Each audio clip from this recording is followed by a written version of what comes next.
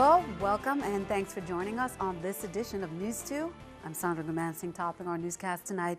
An escaped prisoner is behind bars again after a 20-hour manhunt by law enforcement.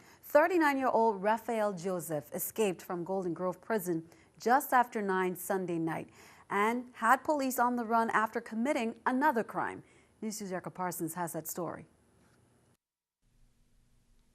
Law enforcement recaptured 39-year-old Rafael Joseph before noon Monday near the Claudio Marco Elementary School. He was captured in the area near the Ludwig E. Harrigan housing community in a bushy area right across from there. Officers went in, saw him going into the bushy area at about just before 12 noon.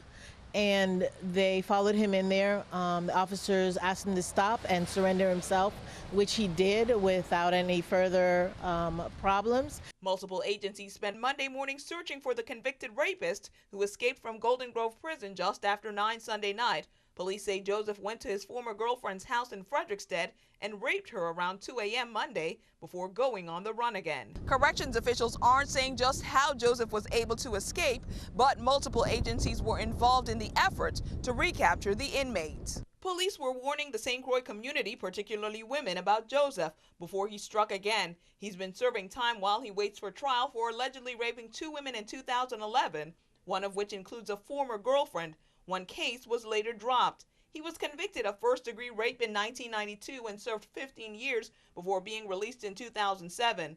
Joseph's description was circulated in the media and on social networks by the Bureau of Corrections, Vitima, and the VIPD. Women were asked to take extra precautions, and the community asked to be vigilant in case the escapee tried to hitch a ride. There have been 2 prison breaks here at Golden Grove, and the prison is currently on lockdown while officials try to investigate just how Joseph got away. Reporting for News 2, I'm Erica Parsons. Again, that's 2 prison breaks in 3 years. BOC and VIPD officials held a press briefing late Monday, and they say they haven't completed their investigation yet. They have brought in additional staff from St. Thomas to help, and while the investigation continues, they'll be doing shakedowns at the prison. We'll bring you more from that press conference in Tuesday's newscast. The 30th Legislature of the Virgin Islands met at the Earl B. Otley Legislative Building on Monday and approved 3 nominations, those of Donald A. Francois and Cheryl Boynes-Jackson to the Water and Power Authority Board. Violette Ann Golden's nomination to the VI Casino Control Commission was also approved. 3 rezoning bills were also approved, as well as 4 bills concerning leases. However, Senator Craig Barshinger's bill, number 30-0347, which relates to renewable energy, was held until further discussion. It is an act amending Title 12, Chapter 23 of the Virgin Islands Code, as well as Title 29, Chapter 5. It will be on the table again for discussion on Monday, May 19th. Tuesday is the last day to get those nomination petition papers in for anyone planning to run for public office in November. And elections officials and staffers have their hands full accepting petitions.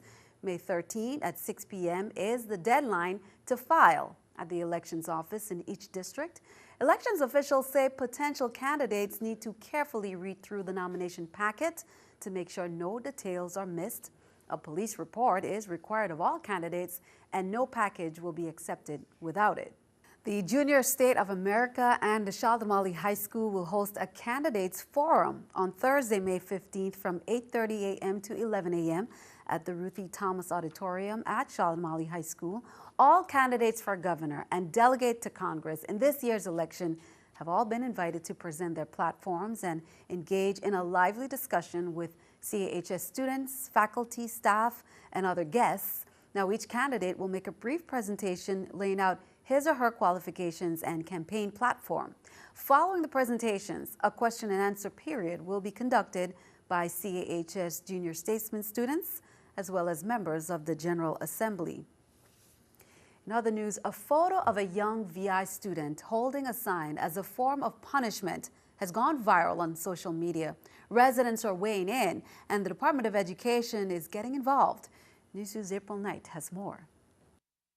It started with one post on social media and spread like wildfire. A photo of a young boy described as a student in one of the territory's public schools. It's not the boy that drew the ire of the cyber populace, but the sign he was holding. It said, "I am a liar and a thief." As soon as the photo was shared on Facebook in early May, it went viral, sparking debate on the appropriateness of this kind of punishment in schools. My understanding is that this is a very young child, and all that is going to do is not necessarily teach them a lesson, but teach them that school is a place to be afraid of. There were a few who believed that children needed to learn their lessons, but an overwhelming majority condemned the act. Many commented that humiliating the child is outrageous and shameful, and worthy of a lawsuit. I am not only outraged, but I'm also very saddened that there are people that are in our classroom that actually are of the belief that to instill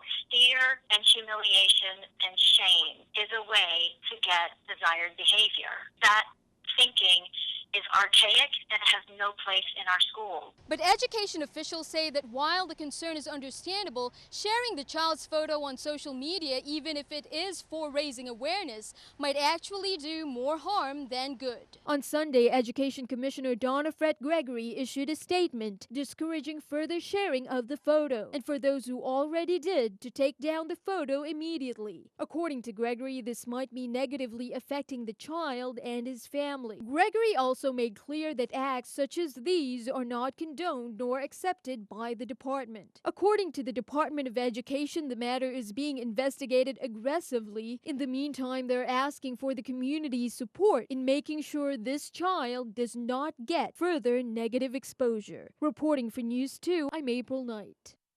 Now, the Department of Education has not released any specifics, such as the name of the school or education employees involved. News 2 will keep you updated on any developments. Turning our attention overseas, terrorists who kidnapped hundreds of schoolgirls in Nigeria have released a video they say shows the girls. Now they say they're ready to negotiate their release, and Nigeria's government is looking at options. Tina Croix reports from London. Terrorist group Boko Haram claims these girls are some of the more than 250 students they kidnapped last month. In the video released Monday morning, teens are chanting religious texts. One girl appears to be reciting verses from the Quran. This is the first evidence Islamic militants have released since abducting the girls from their Nigerian boarding school. We have seen the video. We have no reason to question its authenticity. Our intelligence experts are combing through every detail. Militants say they will free the girls if authorities release Boko Haram militants from jail. Nigeria's government initially rejected a prison swap. Now it says it's reviewing all options. We are providing intelligence, surveillance, and reconnaissance support. We do have a team on the ground. Bring back our girls! Bring back our girls now! People around the world are protesting the kidnappings and Nigeria's response. Most of the captured girls are Christian. This Boko Haram leader says they converted them to Islam. Some girls may have already been forced to marry their kidnappers. Tina Croix, CBS News. Be sure to tune in to CBS Evening News at 7:30 for these and more top national stories right here on CBS TV2. Keeping our eye on the economy, Pepsi is teaming up with singers and filmmakers to release a visual album that celebrates soccer during the World Cup. Pepsi is looking to gain global attention in a battle with Coca-Cola, which is the main sponsor of the World Cup. Spike Lee, music producer Timbaland, and former Destiny's Child member Kelly Rowland are just some of the artists who will be featured on the album called Beats of the Beautiful Game. It comes out June 10th. Here's the New York Stock Exchange with our stock market watch. Everything up, the Dow 112, NASDAQ 71, S&P 18. Coming up on News 2, National Police Week events are underway. The recognition pays special attention to those law enforcement officers who have lost their lives in the line of duty for the safety and protection of others. Find out what VI officers have planned.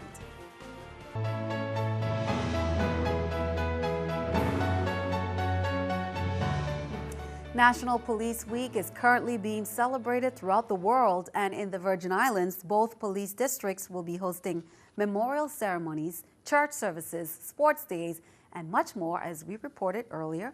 News 2's Shanika Robinson has details on Virgin Islands Police Week activities. The Virgin Islands Police Department will celebrate National Police Week beginning May 9th through Saturday, May 17th.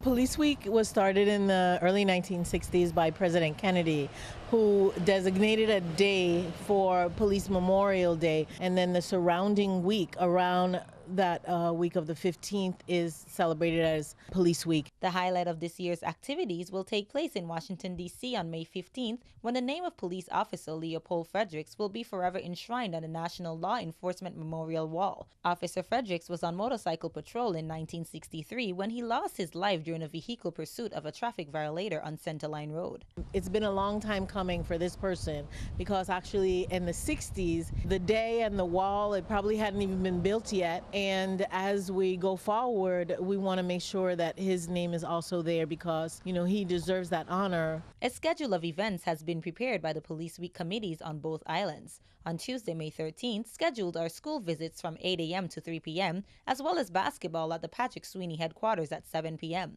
On Wednesday, May 14th, a fun day at the Julius E. Sprague Field Grounds at 8 a.m. to 3 p.m. and a men's softball tournament at the Pedro Cruz Ballpark at 7 p.m. And on Thursday, May 15th, graveside visitations at the Western, Sibley, and Smith Bay Cemetery at 8 a.m. and on St. Croix at the Christiansted, Kings Hill, and Frederickstead Cemetery.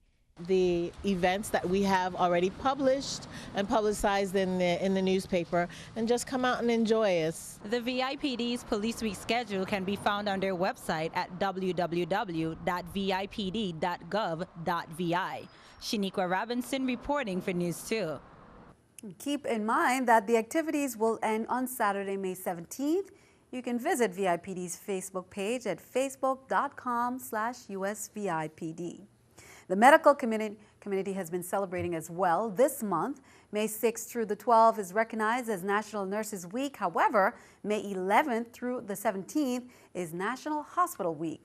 Wallaby Hospital has been celebrating with a number of different activities to help promote nurses and medical professionals and the contributions they make daily, including a candlelight service, educational sessions. The Family Fun Day at the Cardiac Center's parking lot was postponed because of the weather this past weekend. A celebratory parade, service awards, they're scheduled for May 14th, and the celebration will close out with a local reggae show May 17th at Island Center. Senator Alicia Chucky Hansen says she continues to fight to ensure the $4.875 million of the civil penalty settlement money that Hovensa paid in January 2011 as a result of a lawsuit is used to benefit the people. She is proposing a bill that will allocate $4 million of the civil penalty money for the Wanaflui Hospital on St. Croix, $800,000 to the Department of Health for the dental program on St. Croix, and $300,000 from the interest accrued on the money to the Department of Human Services for senior citizen transportation on St. Croix. Be sure to count on 2 to keep you updated. Well, what are those prices looking like at the pumps? The wholesale price for regular and premium gasoline dropped 14 cents per gallon, and diesel 5 cents after Hovensa adjusted their rack rates.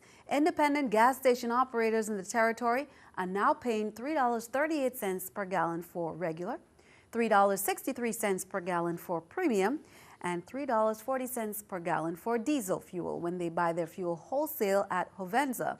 And those prices, of course, include the 14 cents per gallon tax the refinery collects for the government. Next week, the Virgin Islands Territorial Emergency Management Agency, or VITEMA, will be holding a second round of public workshops on the territory's hazard mitigation plan. However, coming up, the USVI will host the 9th session of the UNESCO IOC ICG-Caribs on May 13th to the 15th on St. Thomas. Now, this is the first time that annual conference will be held on U.S. soil. In February 2013, Governor John P. DeYoung Jr. accepted the invitation from the United Nations Educational, Scientific, and Culture Organization. The VI government and VITEMA have assembled a committee comprised of government agencies and private sector officials to prepare. Now, more than 70 representatives, including scientists and policymakers from 28 countries, are expected. Turn our attention to the weather. A flash flood was in effect for portions of Puerto Rico and the Virgin Islands, adjacent islands, from early this morning through this evening. and the potential for localized heavy rainfall still exists in the watch area through this evening. We are tracking the tropics. We'll have the latest on the weather. That's coming up next.